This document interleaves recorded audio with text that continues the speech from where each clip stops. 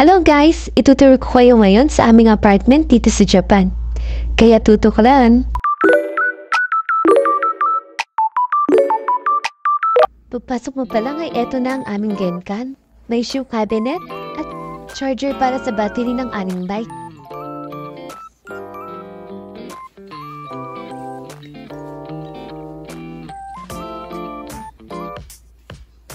Ito naman ang cabinet na pinaglalagyan ng aming helmet. Ayan. Ayan yung mga gloves. Tapos sa baba naman nga, andyan yung materials natin panglinis. May vacuum, may mop. Tapos meron din kami dito extra cabinet. Meron nga kami dito isang basket na puno ng mga stockings. Bigay pala yan ng aming employer. Gagamitin daw namin yan tuwing winter. Ayan. Tapos meron din kami ditong weighing scale.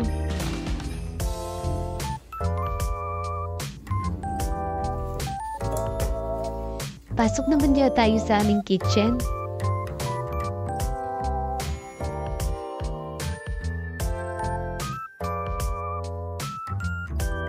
Bago nga kami lumipat dito, ay complete na yung mga gamit dyan. Meron din kami electric heating map, aircon, sofa, and TV. Meron na nga rin pala kaming bread toaster, rice cooker, coffee maker, at nakasetup na din yung mga cabinet.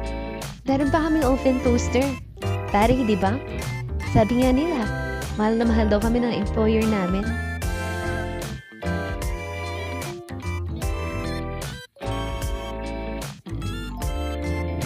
Paglipat nga namin dito, ay iniba-iba na namin yung setup na itong bahay. Hindi naman lahat.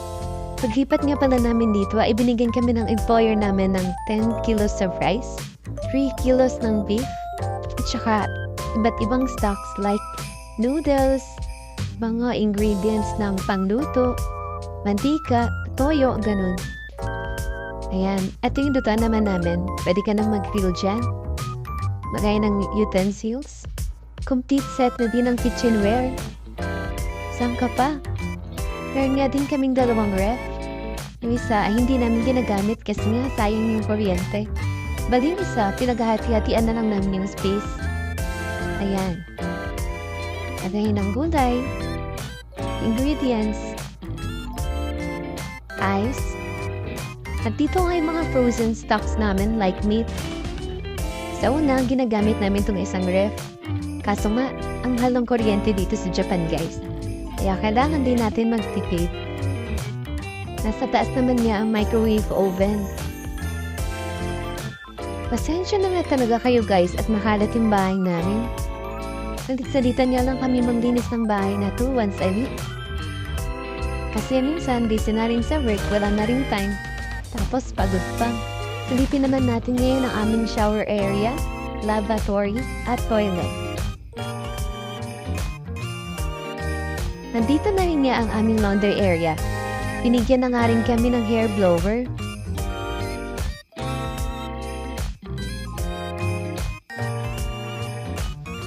Ito na rin nga ang loob ng aming bathroom.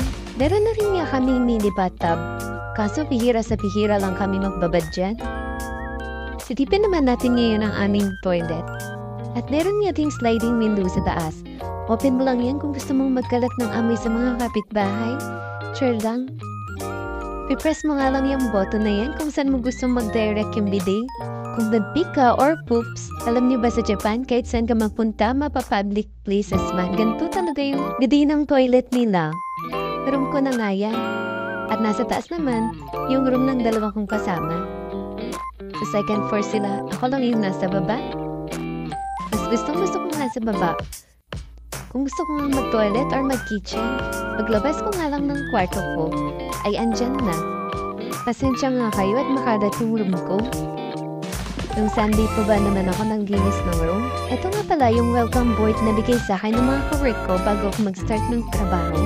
Share ko na din guys yung laptop na pinahiram sa amin ng employer namin bago kami magpunta dito sa Shizuoka.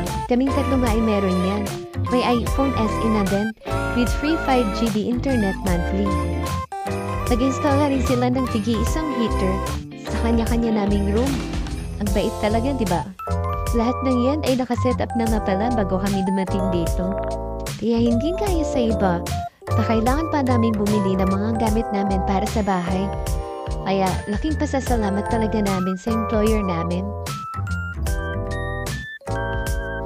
Bye! Thank you for watching! See you again!